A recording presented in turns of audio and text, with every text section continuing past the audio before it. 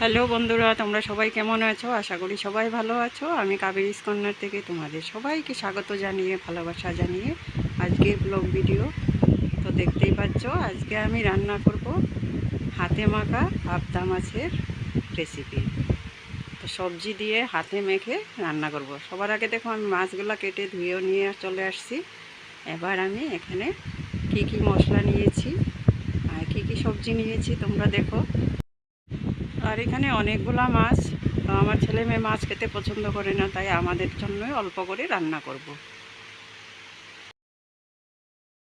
আর এখানে আমি সবজি নিয়েছি, এটা জানি কি বলে, চিচিঙ্গা। এই চিচিঙ্গা দিয়ে আর কাঁকরোল দিয়ে, আলু দিয়ে, টমেটো দিয়ে পাবদা মাছ রান্না করব। তো দেখো, আমি চিচিঙ্গা আর সবজিগুলো আগে কেটে নেব। আলু নিয়েছি, কাঁকরোল নিয়েছি আর চিচিঙ্গা নিয়েছি। এবার আমি কেটে নেব। আর এখানে মশলা নিয়েছি, কাঁচা পাকা লঙ্কা নিয়েছি অনেকগুলো, পেঁয়াজ নিয়েছি আমি 4টে, টমেটো 2টা। এখন সব কুচি করে কেটে নেব। আমাদের এদিকে ভীষণ হাওয়া আর বৃষ্টি চলছে বাইরে।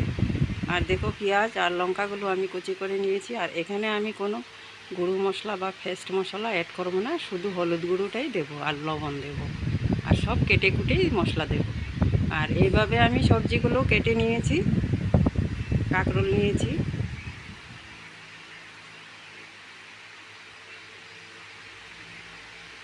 আর এখানে টমেটো কেটে নিয়েছি, আর আলুগুলো এভাবে লম্বা লম্বি করে কেটে নিয়েছি। আর চিচিঙ্গাটাও এইভাবে লম্বা করে কেটে নিয়েছি, পাতলা পাতলা করে। সবজিগুলো বেশি বড় বড় করে কাটলে মাছের সঙ্গে খাটবে না, তাই আমি একদম ছোট ছোট করে কেটে নিয়েছি। কারণ হাতে মাখা করে রান্না করবো, তো এই জন্য সবজি এইভাবেই ছোট করে কাটতে হবে। তো দেখতেও সুন্দর হবে না, খেতেও ভালো লাগবে না। এবার আমি মাছগুলো সব সবজি দিয়ে মেখে নেব। দিয়ে দিচ্ছি আলু, চিচিঙ্গা, আর এখন দিয়ে দেবো ওই যে কাঁকরোল কেটে রেখেছিলাম, দিয়ে দেবো কাঁকরোল, আর দিয়ে দেবো টমেটো কুচি, আর দিয়ে দেবো আমি আন্দাজ মতো লবণ। দিয়ে দিচ্ছি আন্দাজ মতো লবণ। এবার দিয়ে দেবো পেঁয়াজ কুচি, আর পেঁয়াজ আমি অনেকটাই বেশি করে দিয়েছি। আর দিয়ে দেবো লঙ্কা কুচি, লঙ্কাও দিয়েছি অনেকটা বেশি করে, ঝাল ঝাল হবে। তোমরা তোমাদের আন্দাজ মতো লঙ্কা দেবে, যে যতটুকু ঝাল পছন্দ করো ওই অনুযায়ী ঝালটা দেবে। দিয়ে দেবো হলুদ গুঁড়ো। আর এবার আমি দিয়ে দেব কিছু পরিমাণে কাঁচা সরষের তেল। এখানে সরষের তেলটাও অনেকটা বেশি দিতে হবে। এবার হাতে মেখে নেব। মেখে নিয়ে আমি 10 মিনিটের জন্য ঢাকা দিয়ে রেখে দেব, যাতে মাছের গায়ে আর মশলাগুলো, সবজিগুলো সুন্দর করে একদম নরম হয়ে যায়। এই জন্য মেখে আমি 10 মিনিট ঢাকা দিয়ে রেখে দেব।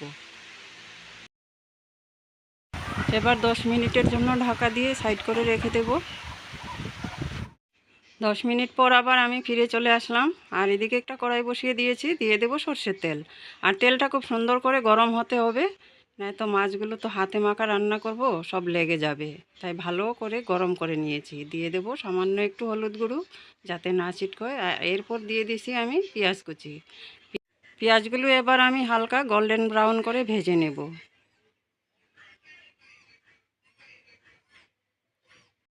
তো পেঁয়াজের কালার চেঞ্জ হয়ে গেছে, হালকা বাদামি কালার হয়েছে।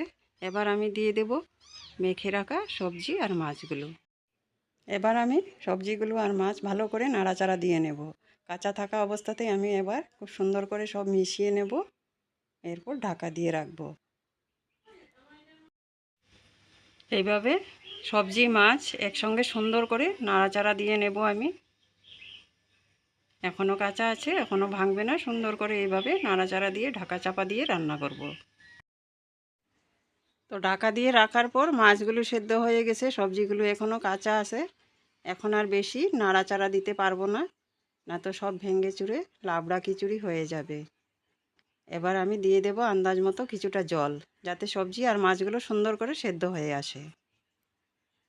জল দিয়ে আবার ঢাকা দিয়ে রাখবো। এখন আর নাড়া দেব না, একদম হালকাভাবে একটু নাড়াচাড়া দিয়ে আমি ঢাকা দিয়ে রাখবো। জলও শুকিয়ে আসবে, সবজিও সেদ্ধ হবে। আর যারা যারা এখনও হাতে মাখা মাছ রান্না করে খাওনি, সবজি দিয়ে এইভাবে রান্না করে গরম ভাতের সঙ্গে খেয়ে দেখবে, খেতে কিন্তু অসাধারণ সুন্দর হয়েছিল। তো হাতে মাখা পাবদা মাছের তরকারিটা হয়ে আসছে। আরও কিছুক্ষণ এইভাবে রান্না করব যাতে ঝোলটা একদম পুরোপুরি শুকিয়ে আসে, একটু গা মাখা হবে। এরপর আমি নামিয়ে নেব। আর এবার আমি নামিয়ে নেব, হয়ে গেছে আমার হাতে মাখা পাবদা মাছের রান্না। তো আমার হয়ে গেছে হাতে মাখা পাবদা মাছ রান্না। আর এইভাবে হাতে মাখা পাবদা মাছের রেসিপিটা খেতে কিন্তু অসাধারণ সুন্দর হয়েছিল। ভাতের সঙ্গেই খেতে বেশি সুন্দর হয়। আর তোমরা চাইলে রুটির সাথেও খেতে পারো, তবে আমরা ভাতের সঙ্গেই খেয়েছি, খেতে দুর্দান্ত সুন্দর হয়েছিল। আর যদি আমার ভিডিওগুলো তোমাদের ভালো লাগে, লাইক কমেন্ট করে শেয়ার করে দেবে বন্ধুরা। আর আমার দেশের বন্ধু, দেশের বাইরের বন্ধু, সবাইকে আমার অনেক অনেক বুক ভরা ভালোবাসা। আর যদি কোনো নতুন বন্ধু আমার ভিডিও দেখছো, তাহলে আমার চ্যানেলটা সাবস্ক্রাইব করে পাশে থাকা বেল আইকনটা ক্লিক করে দেবে, যাতে আমার নতুন ভিডিও সবার আগে তোমাদের কাছে পৌঁছে যায়। তো আজকের জন্য ভিডিওটা এখানেই শেষ করলাম। সবাই ভালো থাকবে। টাটা।